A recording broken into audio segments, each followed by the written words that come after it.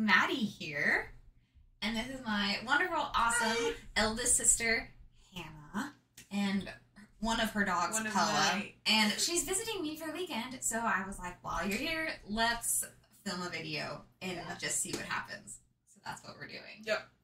So, this week we are talking about Beauty by Robin McKinley. It is a retelling of Beauty and the Beast, which I don't think I've ever actually mentioned, but it is my favorite fairy tale. I love Beauty and the Beast is your favorite fairy tale? Yeah, Beauty and the Beast is my favorite fairy tale. Oh, there are some good ones. That's true. I feel like it's hard to find, like, good retellings. Like, they either take things out or change things too much or, like, mash it together with other fairy tales or something. For me, the biggest issue is that's always how they, like, interpret Beast. So half the time, the guy's just, like, a huge jerk. And it's like, I get that that's part of the transformation, but it's like he transforms too much too fast. And they usually, the way they make, like, the physical deformities usually, and, like, all that is weird. Yeah. So, some of them are good, and some of them are not so good. Fair enough, fair enough. So, but this is one of the good ones. This is a book that has been in my top books. It's a good book. Basically since I read it. I don't even know the first time I read it. I think I maybe read it out loud to you the first time. Probably. I was like, I know I read it. I know I had already read it at least once when we went on... Do you remember the camping trip that we went to? It was in Colorado, and we camped by a lake, and it rained, and we all sat in the trailer. Yes. Do you remember that was? I do. Let's see, it says 2006. So 6 to 16. 17 years ago. Yeah. Yeah, so I probably read this book, I was more than 17 years ago. That's so... It's like a whole life. That's like you could get a person like a senior in high school. Yeah, you're like... Wait a minute. And it's being like 17 years ago, I was old enough to not only read this book, but enjoy it and reread it. And so the memory I was going to say was, on that trip, I have a notebook that I wrote book quotes and just quotes in general in. Mm-hmm. And I transcribed an entire passage from this book on that trip. It's fantastic. So this version, I feel, is a little bit more true to probably what the original fairy tale was, more than like the Disney version. Yeah. So I guess from what I know of the more original story, this is closer to it because she is part of a wealthy family. She has 2 sisters, and her father is a businessman. He's a merchant. But they are a very well-off family in a very big city. And basically he has some bad investments, mainly ships just sink, because that's how you got your supplies, was through ships, and if they sunk, and so did all of your money with it. So because of that, they lose all of their money, and eldest daughter is engaged to one of the, like, captains of her father's ships. And he goes down with the ship. But in this version, it's Grace, Hope, and Honor. Her name is Honor. Her name is Honor, and when she gets Honor explained to her, she's like too young to really understand what it is. So she's like, "Well, you might as well call me Beauty," and then they just start calling her Beauty. Okay, that's what it was. Yeah, she kind of like some story there. But she's named Honor, and then she has a kind of funny story. Helping to establish the character for who she is. Who she is a person. You get this funny story of her being like, "Oh, I'm too young to really understand what honor is. You might as well just call me Beauty." They lose all their money. The oldest daughter, she was engaged to a ship captain. He went down with one of the ships. The middle daughter is engaged to, he's like a blacksmith apprentice or something. And they move out to towards his family village, wherever he grew up. And he apprentices or whatever, and so they have downsized into this cottage with their father. And the father is going back to finish up some of his business, wrapping it all up. I think they find one of the ships comes in, something like that. There's one little bit of business to be done, and so he does that, and on his way back, he gets lost. And Beauty had asked for rose seeds. Because she was wanting to plant a garden.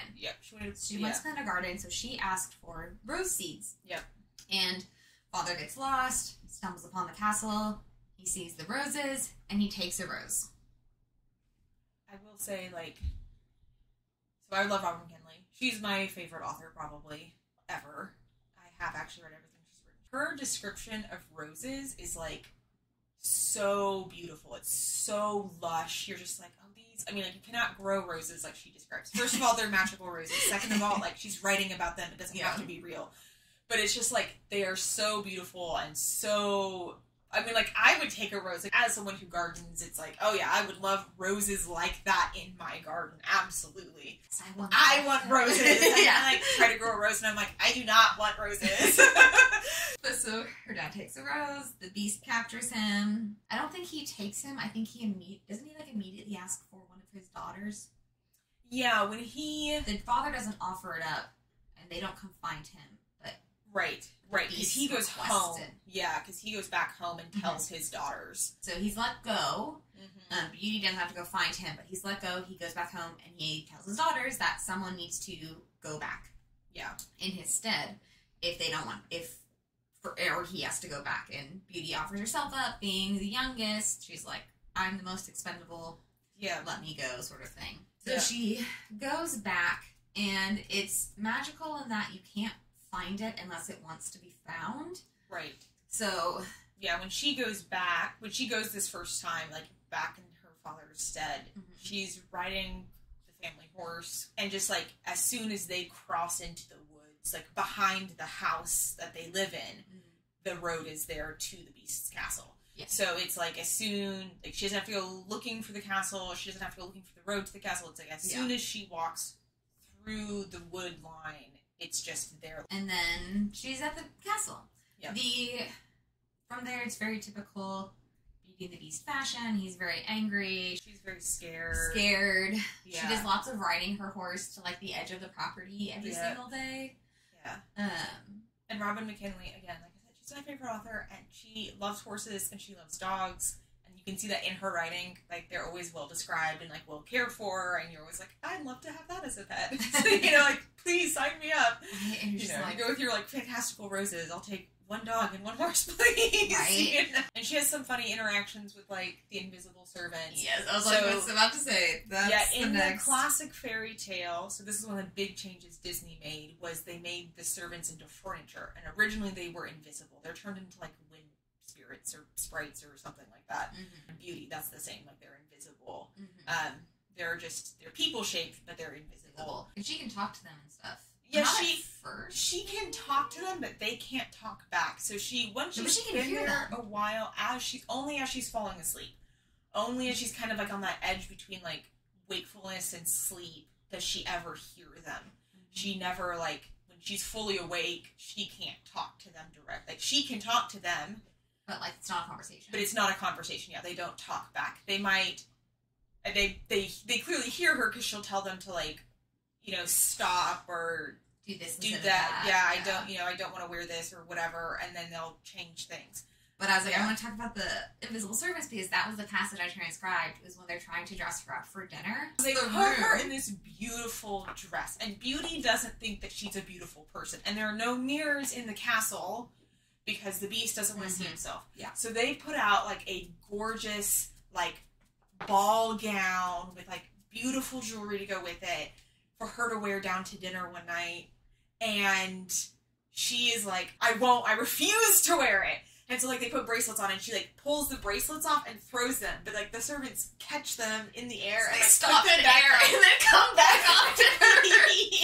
And it's so funny. It is one of those moments in books that you literally stop and laugh out loud. Yeah. Because she's being, like, attacked by invisible servants trying to make her pretty, and she's like, I don't want to be pretty! Yeah. Well, like, it just feels like such also, like, a relatable moment. Because everybody's, like, put something on and had everybody else be like, oh, you look so good at it. And you're like, I hate the way I look at this dress. Like, take it off. You know? So it's one of the great moments. It's so funny. And then the beast comes up to the room, and he's like... Because she's late to dinner. Yes. And he's like, what is going on? Because he can hear the ruckus, and she's like, crying at this point. And it's like, I won't come down to dinner in this dress. Like, I won't leave the room in this. He roars and, like... You know, kind of, sounds like he kind of almost, like, invokes the magic that's, like, helping all of them to make them obey. And they, like, very petty response to this is the servants then, like, dress her in, like, a full, like, high-collared, almost, like, nun outfit. Where it's like, just, like, I think it's, like, a dark, like, a brown Just like high collared, long sleeved, like floor length, no very frills. severe hairdo, and it's just like we're gonna put you in the ugliest dress we have, and it's so funny. It is really one of my favorite scenes. Yeah, because it's just so obscure. It's also not the sort of thing you see in books. Yeah. And like I said, with books, it's really hard for books to make you laugh out loud. I don't know why, but I have a hard time. Maybe it's because I'm concentrating so much on reading the words. So, like, when I'm watching something, I can, like, kind of laugh and keep watching, but it's hard to laugh and keep reading. I guess that's true, but I feel like there are definitely, there are definitely books that make you laugh. Like, The one I think of is always Princess Bride. Oh my gosh, Princess Bride. I read that in high school, and I got in trouble for laughing out loud during, like, study hour. And oh my gosh, it's so funny. It's so good. So funny. But yeah, that is definitely one. But I do lots more of, like, exasperation. That's fair. When I'm reading, I'm like, yeah. When somebody in a book responds, like, the way that I wish I could, but wouldn't respond, like, that almost always, like, makes me giggle a little bit. Because I think I'm like, yes, that's, like, exactly what I would do. But, like, no, you can't actually, like, this is real life, not a book. You can't just, like, say that things, yeah. You know? The ones that make me laugh are, it's definitely something similar where it's like they said that. Yeah. You're like, oh, that was exactly. This is how I want the moment to go. And you said it, and you did it, and it was beautiful. Yes. Yeah. So anyway, it's one of the funniest scenes ever. It's a really great book. I don't know if she gets a magic... Does she actually get a magic mirror in this one? I think it is the mirror. I think it's like the classic mirror. Go ahead. So, what she finds out is that her oldest sister's fiance is not dead. And he has come back to town. Yes, he's back in like the big city town, not in the village where they're living now. Mm-hmm. Yeah. And so she finds that out, so she wants to convey this information to her family. And the first thing she actually asks the Beast is, like, is there any way for you to tell her? Like, she doesn't actually ask to leave at first. Right. Mm-hmm. And he's like, well, I could tell her in a dream, but she's had this dream so many times. She wouldn't believe it. And this is particularly urgent because she's being kind of courted, I guess, and she's kind of on the verge of saying yes, and would get married before her sea captain fiance could make it to town. Because he is not doing well physically, so he needs to be healed and then find out where they are and then get there. Yeah. By the time she would likely be married. Yeah, and so that's what makes it so urgent. Is that it's like, oh, it's not just that I know my sister is still in love with this man, but it's okay because even if he shows up in 6 months, like she'll still be single, but she's actively. Like, almost, it sounds like to me, almost about to say yes to being engaged and then, like, be married shortly after that. And so she is originally like, can you tell them? And he's like, I can't because she won't believe me. So she's like, okay, well then can I go? Yeah. And he says, you can go, and he gives her a rose. Yep. And he says you can go for 3 days? It's more than one, or maybe it's a week. It might be a week. Yeah, it's either 3 days. It's either 3 or 7 because those are, like, the numbers in fairytale. Like, so she's there for 3 to 7 days. 3 to 7 days. And the rose he gives her, as it, like, fades, as the longer she's there, it starts, like, dropping petals. Which is what you think of when you think of the movie. Right. It drops, like, a petal a day. Yeah, something like that. And then she, like, stays one extra night. It's one extra... She doesn't stay a full day. She stays one extra night. And I can't remember why, but I remember thinking it was... There's something... It's her sister's being like, you can just leave tomorrow. Like, it'll be okay. Like, but they're just stay with us one more night. But they're not tricking her. So, like, no, they're not tricking her. It's more just like they just want her to be there. Yeah. I want to say it's maybe something to do with getting the fiance to the town. It's like, he could be here any moment. Maybe he'll be here in the morning. And when she tries to leave the next morning... When she steps into the woods, the road isn't there. Yeah. And she has an impossible time getting back. Yeah. Because the magic that would normally lead her there is fading. And so she now has to find a hidden castle that is, like, magically hidden. And... Yeah. And that's, that's, I think, like, her first real, like, I guess the first warning is the rose is, like, totally dead in the morning, and the second is she, like, steps into the woods, and it's like... And she can't find the way. Can't find the road. She does find it, but, like, she and her horse, whose name is Greatheart, I do remember that detail, completely overgrown. Exactly. I was like, it's not even just, like, that they can't find it, but once they do find it, it's like even the road no one has been on this for years. Yeah, so it's like, the road's overgrown, and the gate are like rusted shut, and so by the time it's a whole mess to get there, and once she gets like through the gates, like the gardens are in disarray and like that kind of thing. Yeah. And then she eventually makes her way to the beast, and he's dying like he does.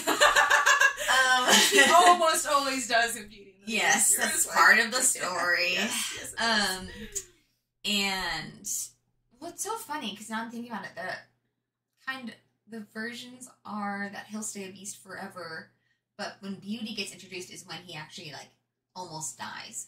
Yeah. Because the this curse itself would be that he would just stay this way forever. Yes, yeah. Both the introduction of Beauty is Yeah. what actually leads to him dying. Yeah, and I guess in Disney, the way that they get him to almost die is his fight with Gaston.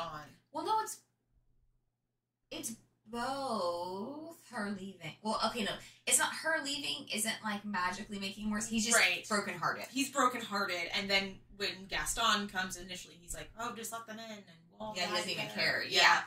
And then he sees her, and he's like, "Oh, yeah," and then something to fight for. Yeah, but in a lot of versions, it is almost like it's like linked with his love. Yeah, like the magic that is fueling the curse is attached to his emotions or his love in this case. So it's like once she leaves, because he has fallen in love with her, you know, the whole thing to break the spell. Yeah, they have to fall. You would fall in love with someone, they have to fall in love with you back, right? And so I think because of that, her leaving it's like the deteriorating of the curse, but she's also not there. So like and then there's a time warp effect. There is a time warp on effect the castle, because it's like for every 10 years in the real world, it's like a year at the castle or something like that. Yeah, like she goes back and like things have changed. Yeah, so that's part of it. Sorry, I'm like thinking very hard about this. And like I said, Robin McKinley is my favorite author. Like I love her writing style. I love the stories she tells. And so like her books for me particularly, I could talk about like extra long because I really like them. Yeah. I'm trying to think. I don't know if I'm sure I have read other Robin McKinley. Have you read Sunshine? I haven't read it yet. Oh my god! I still have the letter on the inside of it from when you gave it to me. That's hilarious. But I still haven't read it. Yeah. So Sunshine is another one of Robin McKinley's books. But I love Sunshine. I think it's probably my favorite of hers. I think about it. I'm like, I just love it. I love the character. Like, I love the writing. I need to read it. Yeah, so she gave me a copy in like probably 2014, maybe 2015. Oh my gosh, it's been like 10 years. Yeah, you need to read this book. I do need to read it. It's good. Yeah, but it's probably the book I've reread the most. Is Sunshine. I've read it like 6 or 7 times, like all the way through, like front cover in order, all the way through. Like, I was actually just thinking, I should probably reread that again this summer. How about this? Let me know when you're going to read it. Okay. And we will read it together and do, like, a mini 2-person book club. Okay. To keep I have to, like, go find my copy. Because so it's a book that I like so much. I am constantly giving away copies. Okay, yes. So I had a copy, and I gave it away in April to our Aunt Carol, who had wanted something to read on a plane flight, like a long 6-hour plane flight.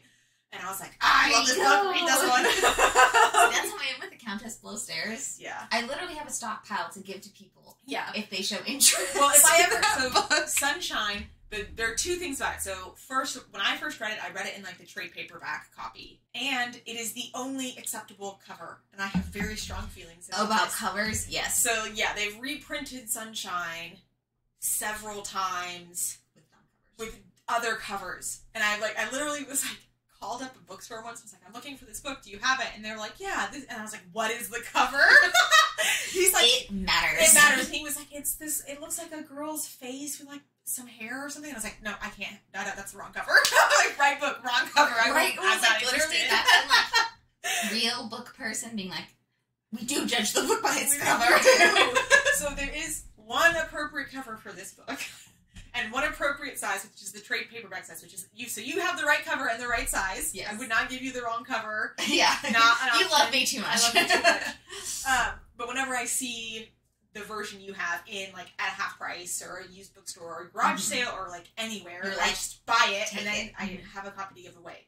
So I don't, but I gave away my paperback copy And the one that I keep and don't give away is in storage at the moment. Especially when they read you covers, I'm like, this is what we... Like, you spent the time and the energy to read the cover, and this is what you chose? Yeah. I want to circle back to Beauty simply because we talked about the book itself, but we did not actually, like, say why you should read it, or why it's a good book, or... I feel like there's snippets at those things. Yes, but I want a little bit more of like a conclusion of it's an amazing retelling of Beauty and the Beast. Yep. It's got the really cool aspects of, you've got the sisters, which you don't have in the Disney version. Yeah. And I love the sisters aspect to it. Yeah. The invisible servants are hilarious. Yeah. They're so funny. Yeah. I just, don't even know what to do with them because they're just so amazing. Great. They might be my favorite. It's got the library. It's got the crazy library. Yep. Yes. Yep. It's got a beautiful horse. It has, one thing I do, like you said, I really like, you get a lot of amazing descriptions of, the city that they live in, and then the town they move to, and then, the forest, and the castle grounds, because she rides her horse and basically can't ride off the grounds, so she will ride for, miles and still be, on castle grounds. Yeah, and, still be in the garden. Yeah. And so you get these really cool descriptions, especially around, because she'll ride till, sunset. Yeah. And then she's like, okay, then I went back. Yeah. And so you get some really just beautiful descriptions. Yeah. And even, so the first chapter probably is, Beauty's childhood in the city. Yeah. And even though it's short, she does a great job of setting up, what the family dynamic is and who Beauty is as a character and her interests and her personality. So, you know who Beauty is when they move out to the country and you get the start of the, Beauty and the Beast story. More backstory. And just a little bit more setup. Yeah. Prior to, the beginning of the Beauty and the Beast part of the story. Right. It's not just they're already out in the country. There's no, Gaston character. No. You get so many more relationships than just Beauty, the Beast, and Beauty and her dad. Yeah. You get so much more... Or Beauty in the, furniture / servants. Yeah, it's you get such a flushed out idea of not just Beauty, but also the world that she has inhabited and she is now inhabiting. And also how she has created this world in the castle. And the fact that, her family keeps existing without her. So, one of the things they mention is, I think her dad they have, there's the cottage they moved to has an old apple orchard on it. And her dad starts making cider. And, it's that kind, it's, a tiny detail, because it's not important to the story, but, when she comes back to tell her sister that her fiancé is alive, they're a little better off than when she left, because her dad... they are, aren't they? Yeah, because her dad has started making some money and making a name for himself. They didn't stand still just because she was gone. because she was gone. Their life still went on the way that it does, because that's how life works. Yeah. And, her nieces and nephews grow up while she's gone, and it's just... It's a very rich retelling. It is. It's... because I feel like a lot of fairy tale retellings... They kind of get lazy because they are fairy tale retelling. Well, and they don't get... They leave everything almost the world building is almost two-dimensional, because they don't have to, because everybody knows the fairy tale world. Yes, they don't feel the need to flesh it out. They don't build all the the backgrounds for their characters or the lives for the background characters or whatever. And this has a whole... It does all of that. Yeah, it does all of that. The way you would want a book too. So it took the outline of Beauty and the Beast, and it is a retelling of it, but it is also, you can see how this author made it so much more than just a fairy tale retelling. It is so much more this is Beauty and the Beast. She really makes it hers. Exactly. Yeah. It's Beauty and the Beast, but it's this is Robin McKinley's. But it's very much, it wasn't just anybody could have written this. It's it's in very much this style and your voice, and you put in the time and the effort to make it your own while still staying very true to the fairy tale. This is my standard for Beauty and the Beast retellings. I compare my other retellings I read. I compare to this one. But there's the book. But this is the cover. I have Robin McKinley. Yeah, and it's a very classic. It's very classic. Yeah, so that's Beauty. It's a wonderful retelling. Reasons you should reread it. It's very feel good. This is a very it's a very much a feel good book. It has a happy ending. Everybody kind of ends up with who they're supposed to end up with. Yeah, you're rooting for. You want a happy ending. You want her to fall in love with the Beast. You want the Beast to get a happy ending. He's not such a brat that you don't like him. Yeah. He's not irredeemable. Yes. It's a great summer read because it's like you can pick it up and put it down. Yeah. You don't have to like. You're not going to binge it like. Some of the other books we talked about are like. I need to read this all in one sitting. Like, this is a good one that it breaks itself up pretty well into sections. Which is a quality you sometimes want in a book. Sometimes you don't. Sometimes you're like, I've got a weekend and I just want to... Is it broken up into sections? Because it says chapter 5. Parts and chapters. Parts and chapters. Yeah. Fair. Which makes it easy to get to good stuff. If you points. It's not going to be awkward to get back into. Yeah. But you don't know exactly the conversations that they have. Mm-hmm. You don't know exactly how the events are going to play out. Yeah. And so that's part of what makes it so good is that it's familiar, but also unique enough that you want to read it. It's like talking to a good friend. Like, it's, or like catching up with someone you haven't seen in a long time and like... Oh, like revisiting, like childhood memories. Like, oh, remember that summer when we did this thing? It's kind of like that. Yeah. Because it's, it's just, like, it's a very comforting read. At least for me. Like, maybe not the first time you read it, but if you are a rereader at all, like, after you read it the first time, you're like, it's comforting. Yeah, it's a very comforting read. But, lovely sister Hanna visiting me for the weekends. But, with all of that, I hope you have a great rest of your day. I hope you have a great night, great week, great weekend, great month, great year. I hope you have all the greats because you're truly worthy and deserving of them. So until next time, bye! Bye!